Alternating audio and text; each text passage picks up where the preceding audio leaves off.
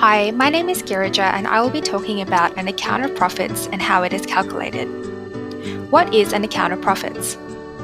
While an injunction is generally the primary remedy available, applicants also have the option of electing between damages or an account of profits. An applicant may elect for an account of profits, which is an equitable remedy, if the infringing party has made a significant amount of money from the sale of the infringing item. This defers to damages where the purpose is to compensate the applicant for the loss that was suffered as a result of the infringement. One of the major factors the applicant will consider when deciding to elect between damages and an account of profit is the success of the infringing item. If it is the case that the respondent has made more money than the applicant because the infringing item has been very successful, then the remedy of an account of profits may be more desirable. An account of profits is generally only available where the respondent had knowledge of the infringement. This means that an account of profits is not available where there was an innocent infringement of another person's property rights. Therefore, a notice of the infringement should be served as soon as possible, as a delay can limit the time over which the court will order an account of profits. However, there is an exception for copyright actions, as under Section 115, subsection 3 of the Copyright Act, knowledge is not required for an account of profits to be available as a remedy.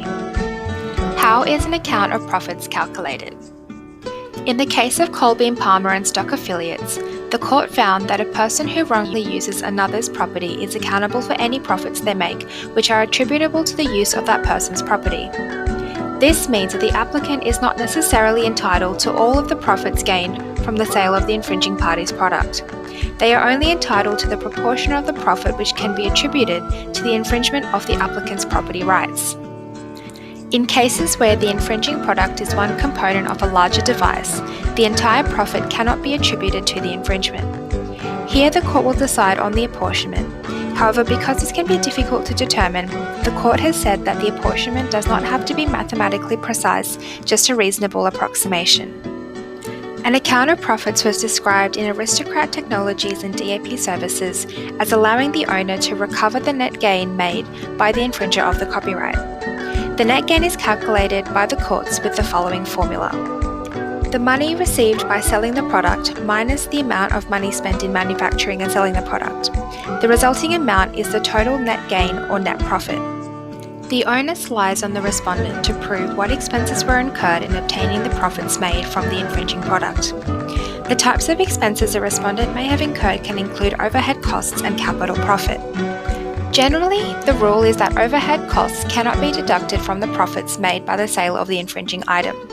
However, if the respondent can prove that the costs were directly attributable to the selling and manufacturing of the infringing product, then the costs can be deducted from the profit calculation. This can be complicated and requires the court to consider different costing methods. An account of profits can include capital profit as well as profit from revenue. However, the court must be satisfied that the capital profit made was as a direct result of the infringement. Thank you for listening.